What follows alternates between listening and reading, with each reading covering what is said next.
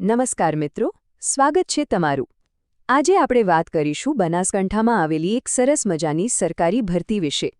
આ ભરતી મિશન વાત્સલ્ય યોજના હેઠળ બહાર પાડવામાં આવી છે. તો ચાલો, આ તકની બધી જ મહત્વની વિગતોને આપણે એકદમ સરળ રીતે સમજીએ.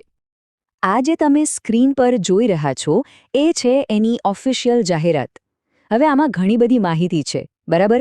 તો આપણે આ વિશ્લેષણમાં આ વોક-ઇન ઇન્ટરવ્યૂ માટેની દરેક નાની મોટી વિગતને સ્પષ્ટપણે સમજીશું, જેથી તમને અરજી કરતી વખતે કોઈ જ કન્ફ્યુઝન ના રહે. તો સૌથી પહેલો સવાલ કે કઈ કઈ પોસ્ટ માટે જગ્યાઓ ખાલી છે, ચાલો એ જ જોઈએ. મિશન વાત્સલ્ય યોજના હેઠળ કુલ 4 અલગ અલગ પોસ્ટ માટે કરાર આધારિત ભરતી કરવામાં આવી રહી છે. ચાલો સૌથી પહેલી પોસ્ટથી શરૂઆત કરીએ, જે છે કાઉન્સેલરની પોસ્ટ. જોઈએ આ માટે શું લાયકાત અને અનુભવ જોઈએ છે. ઓકે, તો કાઉન્સેલરની પોસ્ટ માટે માસિક પગાર છે 18,536 રૂપિયા. લાયકાતની વાત કરીએ તો એમાં ઘણા બધા ઓપ્શન છે, જેમ કે સોશિયલ વર્ક, સોશિયોલોજી કે સાયકોલોજીમાં ગ્રેજ્યુએટ ચાલે. પણ એક વાત ખાસ નોટ કરજો, ઓછામાં ઓછો 1 વર્ષનો અનુભવ, એ પણ સરકારી કે એનજીઓ સંસ્થામાં ફરજિયાત છે, અને ઉંમર મર્યાદા 21થી 40 વર્ષની રાખવામાં આવી છે.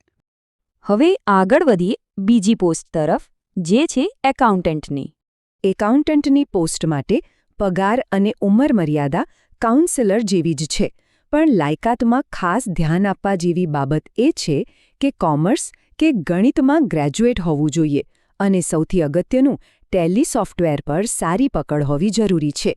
1 વર્ષનો અનુભવ અહીં પણ માંગ્યો છે. ત્રીજી તક જે આપણી પાસે છે એ છે સોશિયલ વર્કરની પોસ્ટ. સોશિયલ વર્કરની પોસ્ટ માટે પણ પગાર અને ઉંમર મર્યાદા સરખા જ છે. અહીં લાયકાતમાં સોશિયલ વર્ક કે સોશિયોલોજીમાં BA પ્રાધાન્ય અપાશે.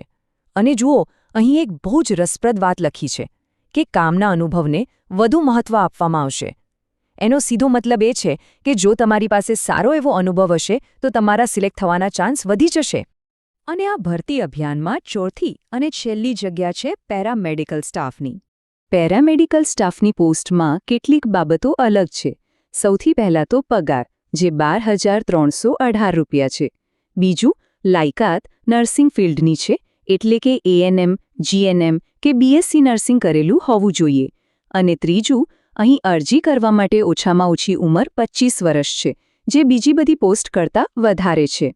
તો આપણે 4 પોસ્ટની લાયકાત અને પગારની વાત તો કરી લીધી, પણ હવે સૌથી અગત્યનો સવાલ કે આ ઇન્ટરવ્યૂ માટે જવાનું ક્યાં છે અને ક્યારે, ચાલો એ જાણીએ.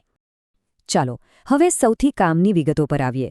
રજિસ્ટ્રેશન માટે ફક્ત 1.5 કલાકનો જ સમય છે, સવારે 9:30 વાગ્યાથી 11 વાગ્યા સુધી. એટલે સમયસર પહોંચવું ખૂબ જ જરૂરી છે. ઇન્ટરવ્યૂનું સ્થળ છે જિલ્લા સમાજ સુરક્ષા અધિકારીની કચેરી. અને સરનામું બરાબર નોંધી લેજો. Block number 33G, ground floor, સેવા સદન 2, Zorawar palace compound, Palanpur. 1 minute, બધી પોસ્ટના ઇન્ટરવ્યૂ એક જ દિવસે નથી. દરેક માટે તારીખ અલગ છે. તો ચાલો એને પણ સ્પષ્ટ રીતે સમજી લઈએ, જેથી કોઈ ભૂલ ન થાય. જુઓ, અહીં બરાબર ધ્યાન આપજો. ઇન્ટરવ્યૂ 2 અલગ અલગ દિવસે ગોઠવવામાં આવ્યા છે. 23મી માર્ચે કાઉન્સેલર અને અકાઉન્ટન્ટની પોસ્ટ માટે ઇન્ટરવ્યૂ થશે, અને એના બરાબર બીજા દિવસે એટલે કે 24મી માર્ચે સોશિયલ વર્કર અને પેરામેડિકલ સ્ટાફની પોસ્ટ માટે ઇન્ટરવ્યૂ લેવાશે. તો તમે જે પોસ્ટ માટે અરજી કરી રહ્યા છો એની સાચી તારીખ ખાસ નોંધી લેજો.